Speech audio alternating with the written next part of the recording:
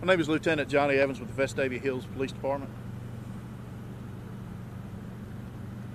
I guess that's what can you tell us as of right now? Right now, I'm waiting to get in contact with the FBI and Cleveland Police Department to find out where they stand with their cases. Today we will be going to obtain warrants through Jefferson County DA's office for interference with child custody on a Bobby Hernandez, the child's father, who took him when he was in August of 2002. Can you take us back to August 2002? I mean, was it a big case then, or was it? To be honest with you, I don't remember. I do remember us having a missing person then, but I don't remember it being as involved as it is now because we assumed that he was going to be local. Right. So, and then when I received a call Monday, realizing that he had assumed another identity and was living in Cleveland for 13 years, that was kind of strange. Do you know where they lived? What, not the house number, but where? I do not. I don't have an address. I was told 3 or 4 different addresses, but I'm not sure which one. Typically, when you get this kind of custodial issue, what actions would your department or any other department take as opposed to a stranger abduction? Usually we get a lot of these where there's custody papers already drawn up, where somebody doesn't bring the child back at the designated time, or they may keep them a week or so during the summer. But normally we can contact that person and they bring them back. But we had no contact information for this person. They received hundreds of leads over the years of where he might be, from Florida to out of the country, Canada. And we followed up on every one of them, and they all just came to be a dead end until I got the call Monday. So can you tell us, break it down for us, how they, I understand it was a school counselor that... That's what I've been told. Now, I haven't spoken. I received a call from the FBI office in Cleveland asking if Julian Hernandez was still missing, that they saw where he had been missing since 2002. We did some checking. We discovered that he was still reported missing, had not been talked to. They went and talked to him. Then they went and talked to the father, and that's when the identification was made. When you were contacted on Monday, did you visit Julian Hernandez's mother personally? Yes. What was her response? Well, I mean, it would be like anybody else. I know if I hadn't seen my children for 13 years, I'd be excited, apprehensive, excited. She had been through so many false claims. She'd been through chasing leads for 13 years, and she just was kind of apprehensive, but real excited and glad that he was found safe and doing well. Are mother and child together right now? I don't know. I don't know. I know they have been in contact with each other, but I don't know the extent of the contact. Is he going to, do we know, is he coming back here to Alabama, or is he staying in Cleveland? I don't know. He is 18. He is an adult, so it's kind of up to him now as to whether he wants to come back. We can't go get him and bring him back as if he was a juvenile. Can you elaborate more on how he was identified? You had mentioned a school counselor. We heard all kinds of things about college applications. Anything that you can tell us for certain? I know that he was doing well in school and was looking to go to college. And when he started the process, that's when things kind of started coming together that wasn't who he was. And then the FBI office in Cleveland received a tip that he might be a missing person or abducted person.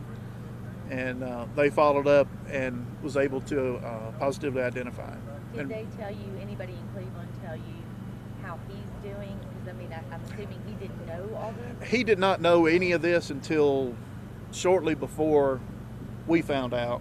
And I don't know. I have not talked to him. I know he was taken care of. I don't know the extent of where he's at or who he's staying with or anything like that. Do you know what names Bobby and Julian were going by in Cleveland? I can't give that out right now because it's part of the investigation ongoing as to our charge here and the charges up there. We'd heard from a neighbor that they had lived in the house just a couple years. Do we know how long they've been in the Cleveland area? Has it been that entire 13-year period? My understanding is maybe since 2004, something to that effect. I'm not real sure. I don't have a specific date. Can you give us details of the abduction back in 2002? I know that he was, the mother and father were not married. He came over to watch the child for a short period of time, left a note saying he had taken him somewhere, and that was the last that she saw of him. Not married as in never been married or divorced? I'm not, that I don't know. So was there a formal custody, I guess is what I was asking, on paper? Not to my knowledge.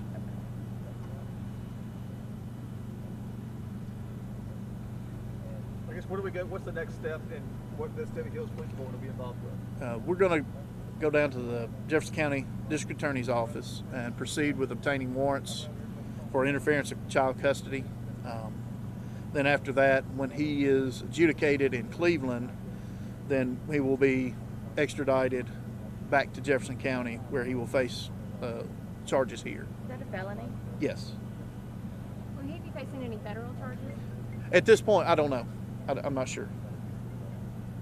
Talk about that process of having someone extradited. How long can that take, and what has to be done in order to get the ball rolling on that? I'm not exactly sure how the extradition process works. We don't deal with that here. The county DA's office does all that.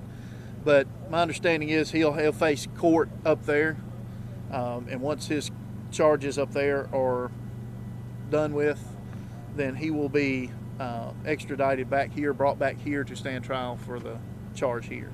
I'm assuming at the time in 2002, do we know where exactly he lives here in this area? I'm not sure of that yet. We're still looking into all that to find out where he was. Now, the mother still lives in the Birmingham area. Do you know if she has any other children? I don't. I just spoke to her briefly Monday, talked to her yesterday, and a spokesperson gave me the information that I provided to you for contact with them. What was your reaction when all this unfolded? I mean, to me, it was a crazy thing. I mean, I've never. Everything we do normally revolves around negativity, and it was just great for me to be able to tell a mother that, hey, all this time, I don't know what you've been thinking, but all this time he has been alive and he is doing well, and it's a good thing to be able to step out of the negativity and walk into something that's positive.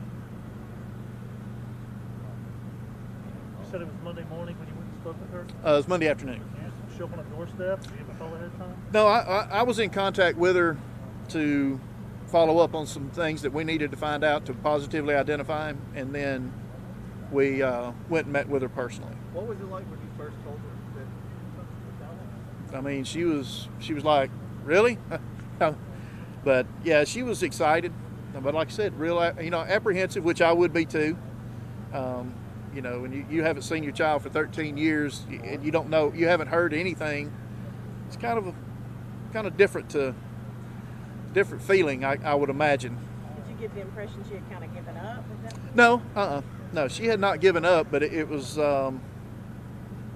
she hadn't heard anything in a while, my understanding. So it was just kind of a shock to her to all of a sudden on a Monday afternoon be told that, hey, he's found. In all your years of service, have you ever come across a case like this? No, ma'am, not at all. One question I have: in 2002, when this investigation was going on, was there somebody that's been on this case? Yes, there's been an investigator assigned to it, and they follow up on every lead that comes in. The National Center for Missing and Exploited Children, they send leads out all the time. We get tips all the time. At least once a quarter, we get something from them, to follow up with the case. And yeah, the case has been active, and we have the case file, and we're going through it right now, going back and putting all the pieces together from 2002. Did Bobby Hernandez, did he have a family connection in Cleveland? I don't know. That area? I don't know. Is there any way we can get a copy of that missing persons report that was filed in 2002? I'll have to go. It was handwritten. It's not in the computer. I'll have to go pull it, and then we'll have to go from there and about getting it.